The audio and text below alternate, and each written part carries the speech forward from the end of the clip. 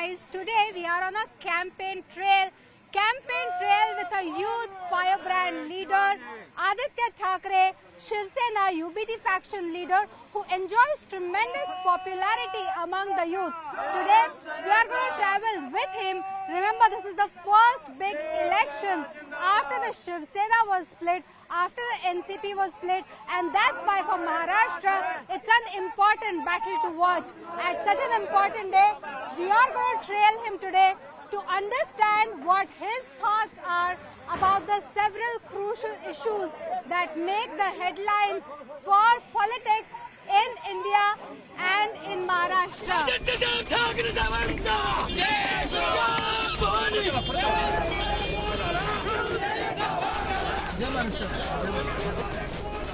During our campaign trail today, we are with one of the trailblazers, a youth leader, somebody who enjoys tremendous popularity. And as we were speaking, as we followed him from the Latur airport, we are now going towards Dharashiv. I have with me Shiv Sena UBT leader, youth icon Aaditya Thackeray. Aaditya Thackeray, thank you for speaking to CNN News 18. Thank you for your valuable time today. Thank you, and welcome onto our campaign tour or campaign lead instead of a campaign trail. Thank you so much. Let me begin by asking you firstly, there's a lot of discussion of late. The Prime Minister spoke just recently, talked about how Elon Musk is going to come to India. There's a whole lot of discussion about EV policy, about how India will take the lead. I remember when you were the minister, there was a lot of discussion around this in Maharashtra as well, where the state had taken a lead. Now that Tesla is bound to come to India, what do you feel about the Prime Minister's statement and about the fact that Tesla is coming over? I think multiple things. Firstly, that Elon Musk is coming to India. He is, he owns, of course, X, the platform that is known for free speech. Our fight today in India is about protecting free speech, protecting democratic values and the constitution. So that's one. It's, it's going to be very interesting of how things go forward on our social media platforms going forward.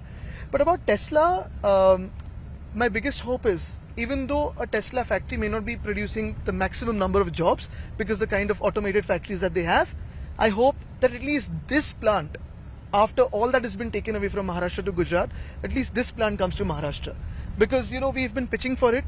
When we pitched Tesla way back in 2020, 2021, we realized that almost 73% of its key components that come in an EV vehicle are either produced or assembled in Pune.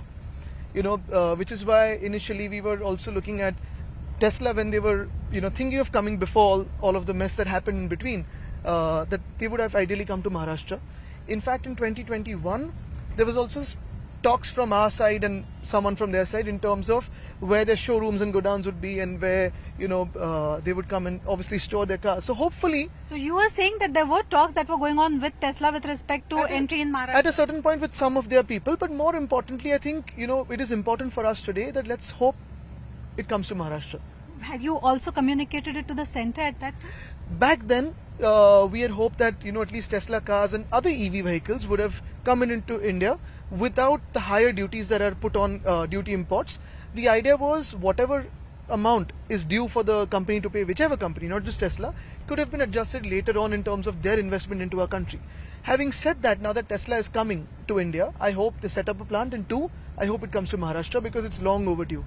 You've consistently spoken about how projects have been taken away from Maharashtra and key projects have gone from Maharashtra to Gujarat. Considering that Piyush Goyal, who's now going to fight the Lok Sabha elections from Mumbai, has also spoken recently about how the project is coming to India, and questions are being asked about whether this project will come to Maharashtra or again go to Gujarat. What do you have to say?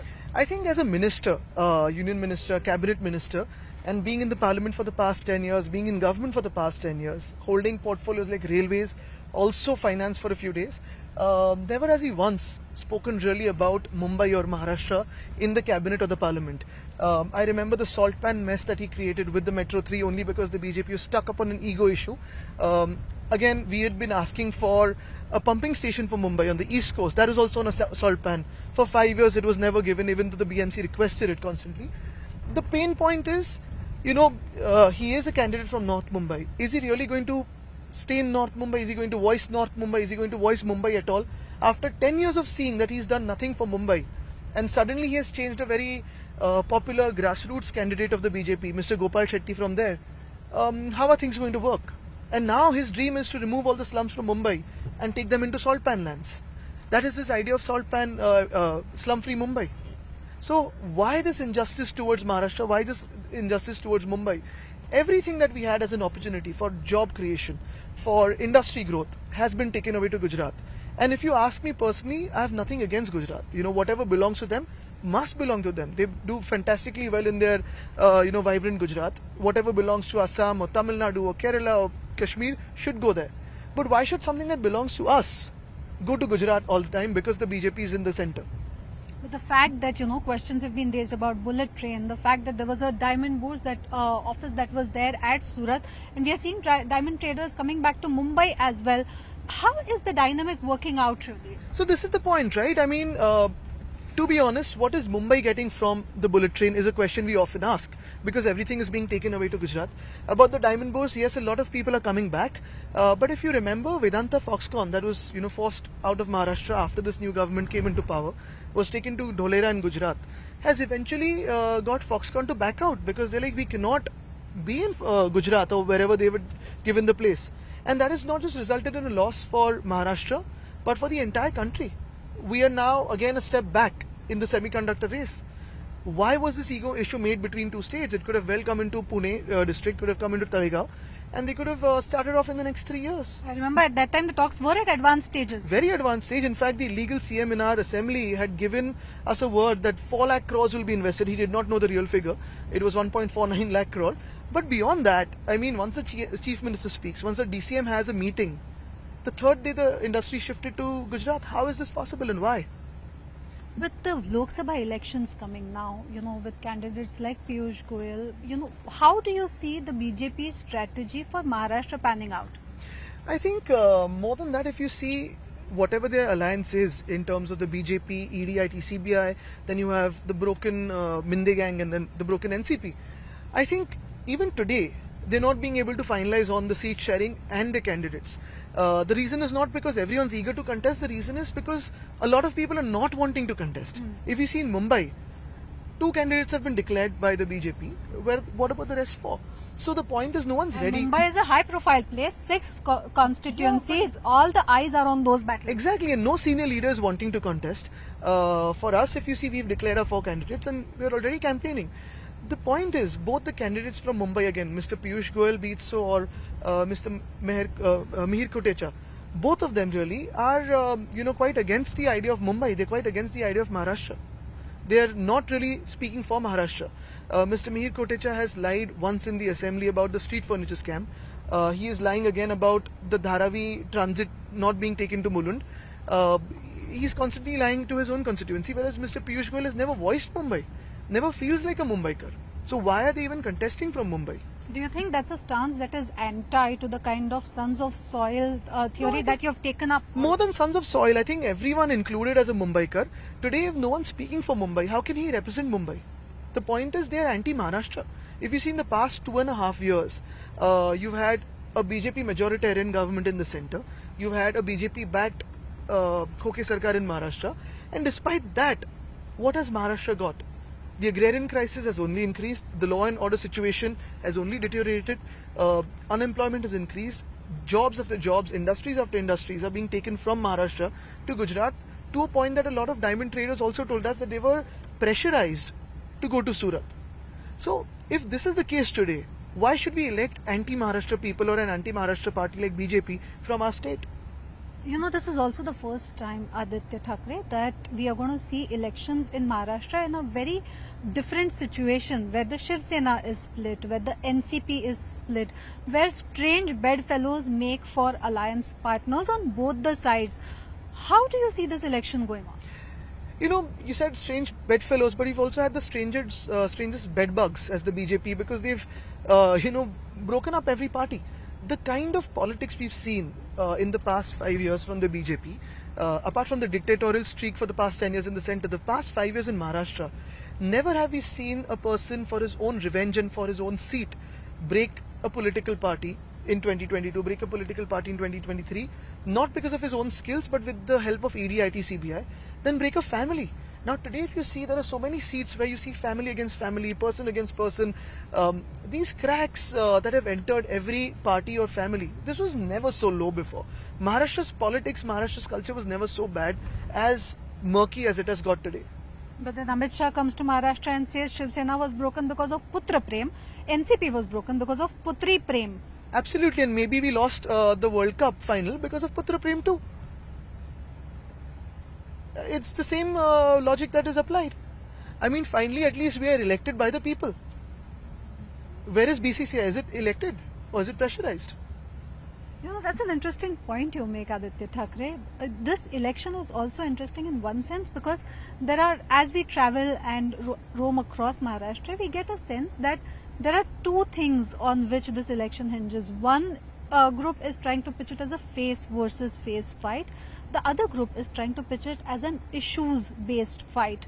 How do you see both these pitches, and what do you think are the issues which will dominate the Lok Sabha elections, at least in Maharashtra?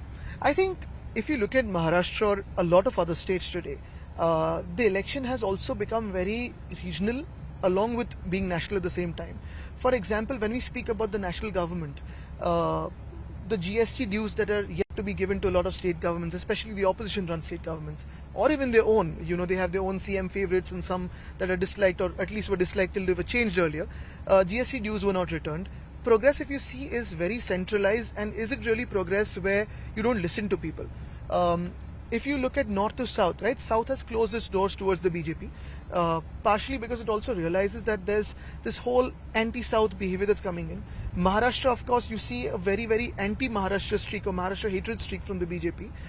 Like I said, farmer suicides on the rise, crimes on the rise, unemployment is on the rise. But along with that, look at Bihar.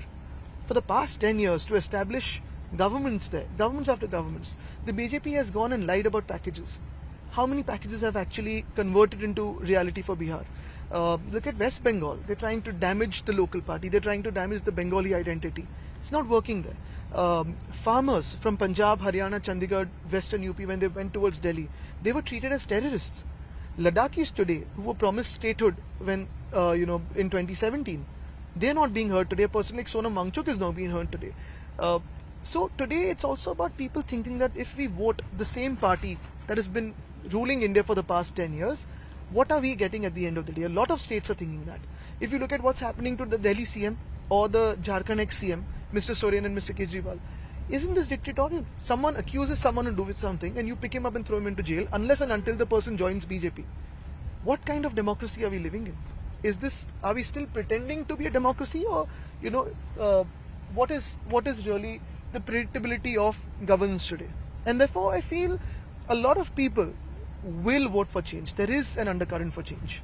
But then the question that is typically asked is, who is the face against the prime ministerial candidate of the BJP?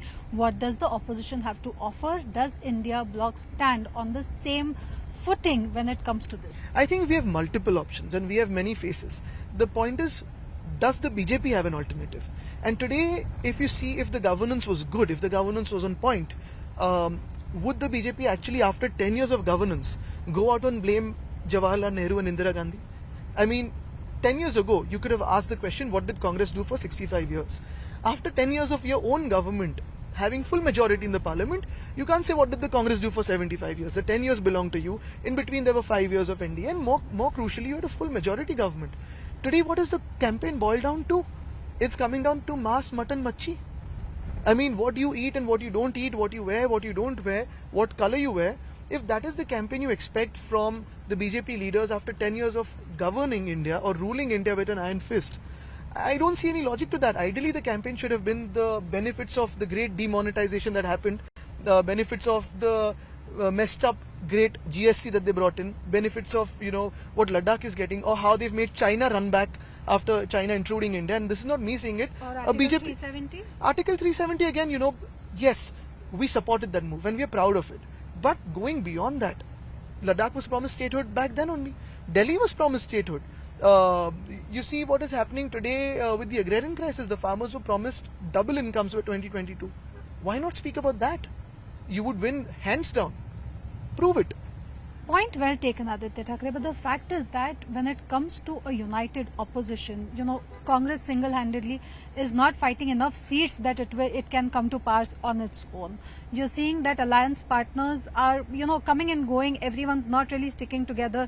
The kind of stance that Mamata Banerjee has taken has also stuck out. In this scenario, when it was, a kind of an expectation that the opposition will stick together and probably give out, some faces as alternatives, are you not seeing that, they aren't on a single ground? The reason why we don't give out a face is because we believe in the idea of India, Bharat. And like I said, we have multiple faces that could eventually come up. Precisely what I'm saying, with the BJP today, it has become a central identity, one face, one state, one, identity.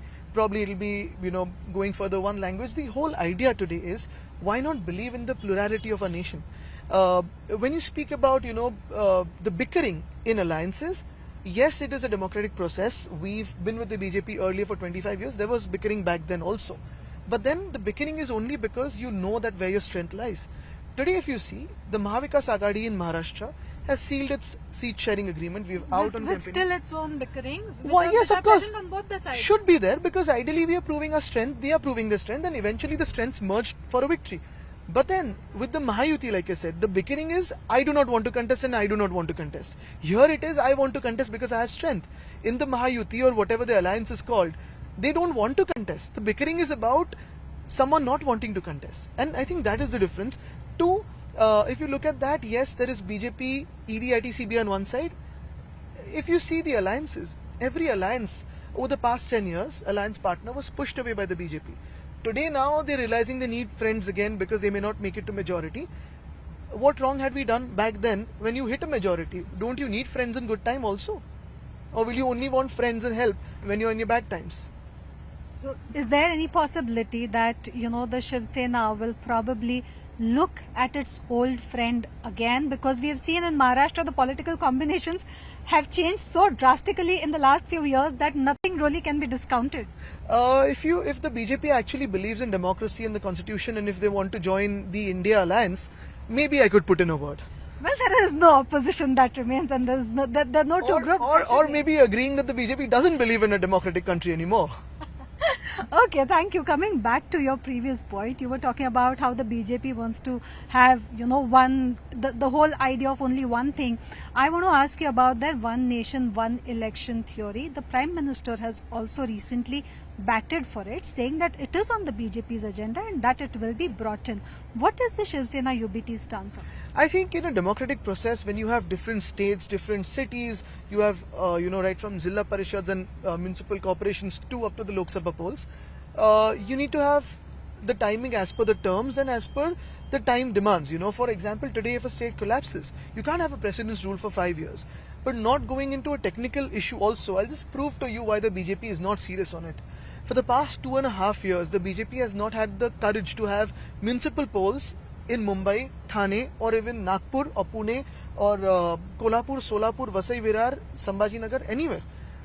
What BJP are we talking of when we speak of one nation, one poll? The BJP has not had the courage to make the 40 Gaddars resign and contest from their own seats. Forget any other seats. What one nation, one poll are we talking of? They've not had the courage to hold Pune and Chandrapur Lok Sabha elections for the past 1.5 years. What one nation, one poll are we talking of? So the whole idea is, if you're not, if you don't have the courage to hold polls in Maharashtra, what one nation, one poll are we talking of? So you say that the party will not really support that? I think we need to have logical, sensible discussions. We need to speak to experts, to constitutional experts. But before that, let the BJP prove its mettle. They're not even holding Mumbai University elections. They're scared to do that. Well, yes, that's something that we have seen has been in contention for quite some time. In fact, it went in advanced stages and was recalled. For the first time, election process was going on and it's been called off. Never heard before. Why? Because you can't win a single candidate there. So you call off elections. How is this a democratic process anymore? The other thing that the Prime Minister has recently spoken about is about the electoral bonds. Now, you have spoken about it vociferously on several platforms in the recent past as well. The Prime Minister has called it an exercise in transparency, has hailed it, saying that it has only brought transparency to the poll expenditure. What is your stance? I haven't watched the Prime Minister's interview, but one thing for fact that the Honorable Supreme Court has exposed the Chanda Lo, Chanda Do, Dhanda Lo campaign of the BJP. Electoral bonds as against tenders, contracts, work, exemption from ED, IT, CBI's inquiries. It's very clear.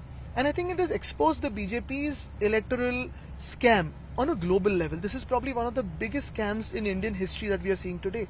And it will only keep growing because today, with this Honorable Supreme Court coming forward, standing for the whistleblowers, standing up for democracy, a lot more people are speaking up. A lot of people who thought that they had been forced to pay these electoral bonds to the BJP to avoid either EDIT, CBI or to get a contract are now coming up and speaking against corruption. So this is probably one of the biggest corruption expose in Indian history that we've seen in recent times.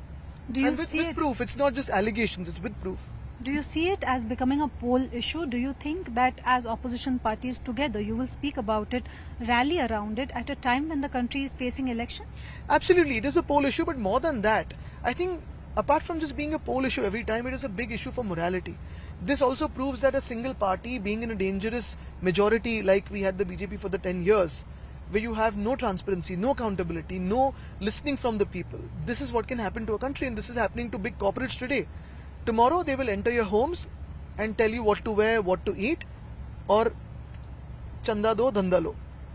Do you also think, because you hinted at a kind of a surveillance state after electoral bonds, do you also think that that is in the offing? I think it is underway already. I mean, a lot of us probably have, been under surveillance. A lot of our movements are tracked any which ways, but Pegasus on reporters and investigative reporters' phones, politicians' phones. It's not going to stop here because no dictator has any limits. It's going to go on to every common citizen's homes and households. That is where the real aim is, to make an identity that is one like themselves. You've been traveling across Maharashtra now for campaigning, for nomination filing. As we travel, at least in Marathwada, in parts of Vidarbha, we see that the Maratha reservation issue still resonates. Do you see it as an issue that will dominate the political landscape of Maharashtra? And how do you think it will impact these polls? See, tons of issues. Today the BJP has kept us fighting over caste against caste, religion against religion. Then you have district against district. These issues will come up. But today, if you see largely, along with these issues, you have issues of the agrarian crisis. And no minister from this current regime actually reaching out to them. You have issues where farmer suicides are actually on the rise, but nobody really going and even saying, yes, we're standing by you. That is the bigger challenge for me today. When I look at the youth, there's this simmering discontent in them because a lot of them are educated.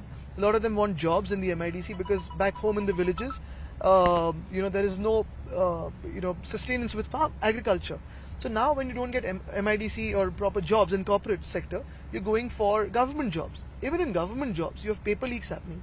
The person who's doing the leak with the paper leaks goes behind bars for like 2 or 3 days, comes out in 3 days, is ready for leaking the next paper.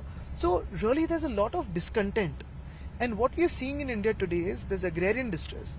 Women are not feeling safe in terms of the larger cities. Law and order. You have Salman Khan's house being shot at. You have one of our cooperators, Abhishek Gosalkar, being shot dead. No action happening on that. You have goons going into Mantralaya and making reels. And then I was going to ask you the fact that, shooters of a renowned gang, though they have been nabbed by the Mumbai police now, but the very fact that shooters can enter Mumbai, can come at Bandra, do a shootout and get away in a city like Mumbai, how?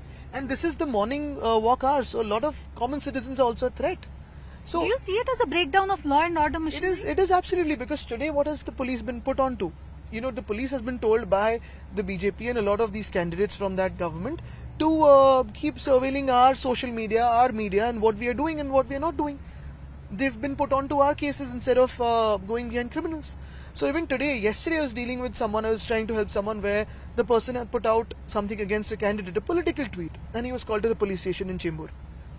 This is what is going on.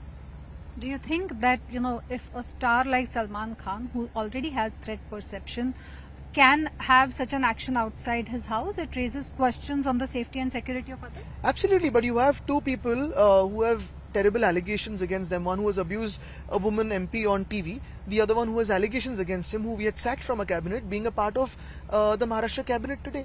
You had goons joining the BJP openly in front of everyone. So then what are we expecting from the government? What law and order are we expecting? You know, one question that I want to ask you specifically with respect to Maharashtra politics is this whole charisma of the Thackeray brand that holds true in Maharashtra politics, whether you agree with it or not. You know, after the Shiv Sena split, we saw that Eknath Shinde formed another faction. Now, Raj Thackeray, there was an effort to bring him on board.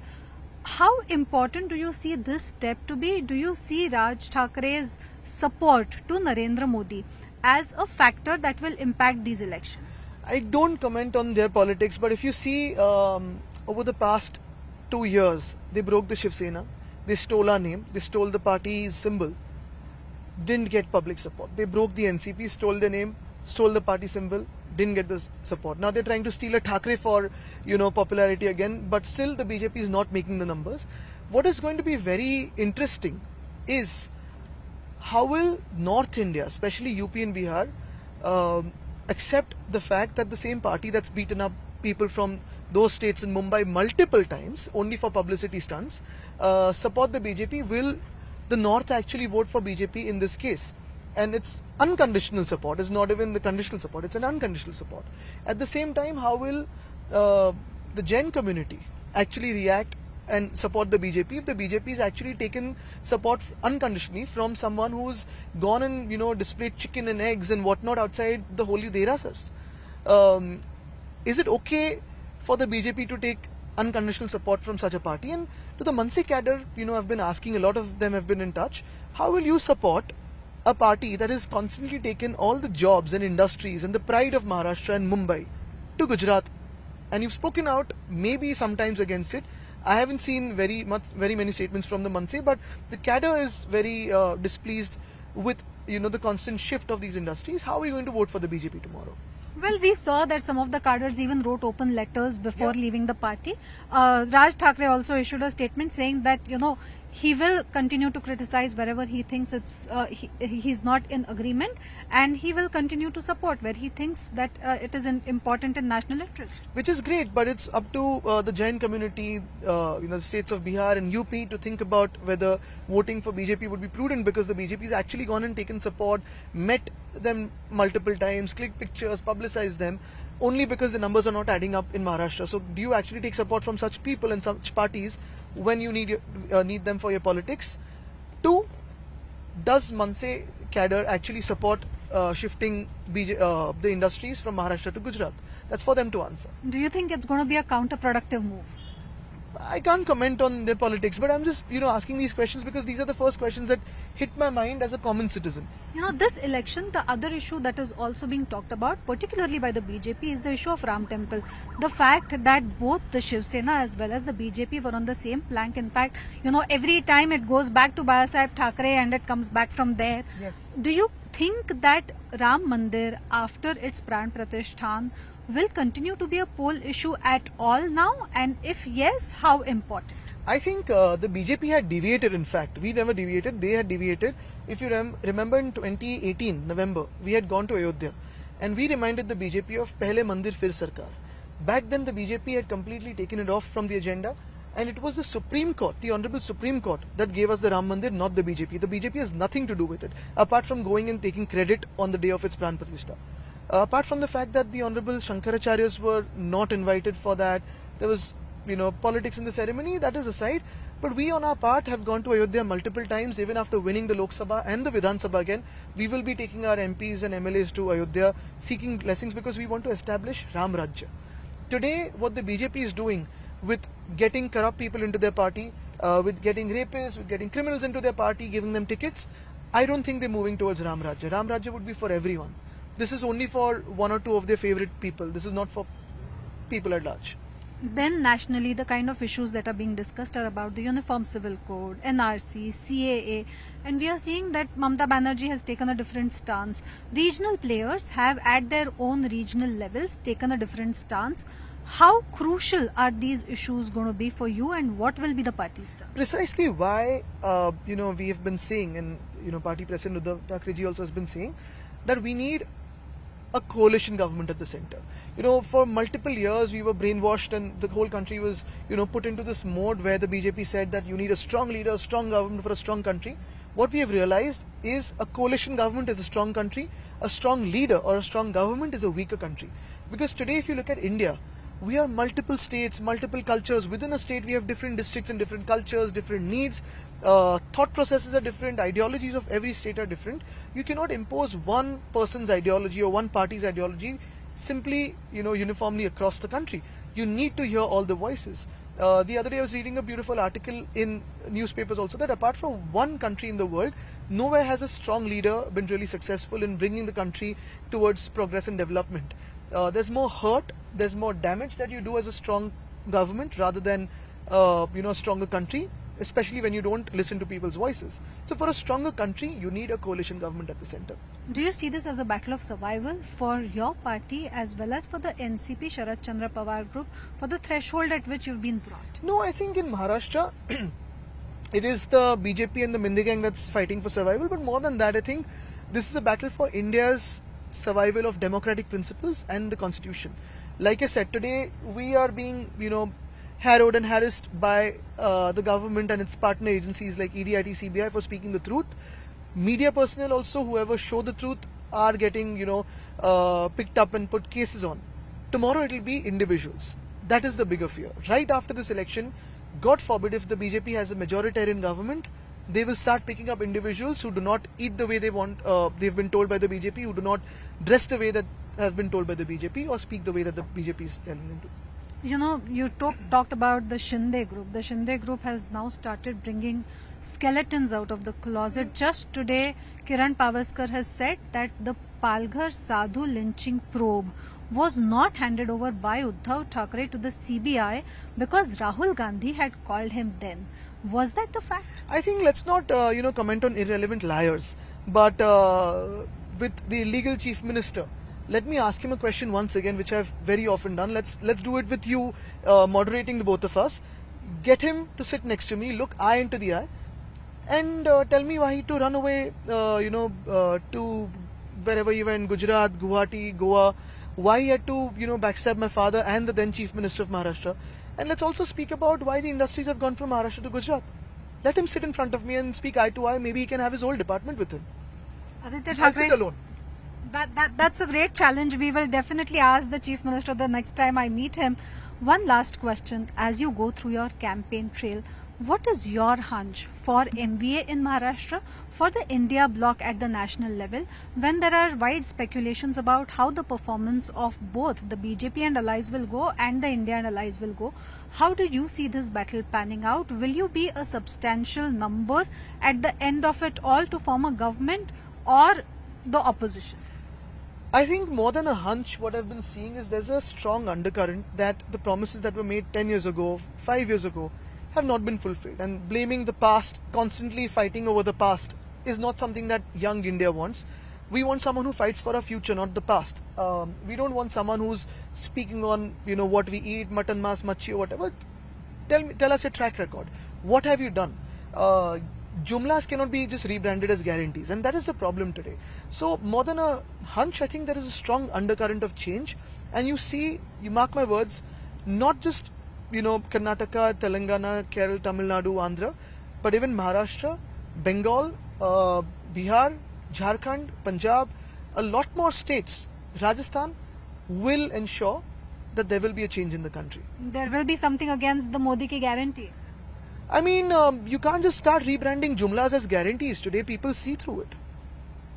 So will it be Uddhav Thackeray ki guarantee against Modi? You've seen Uddhav Thackeray ki guarantee with the coastal road in Mumbai. You've seen the MTHL that they branded as Atal Setu. You've seen multiple guarantees of, what we call Thackeray guarantee.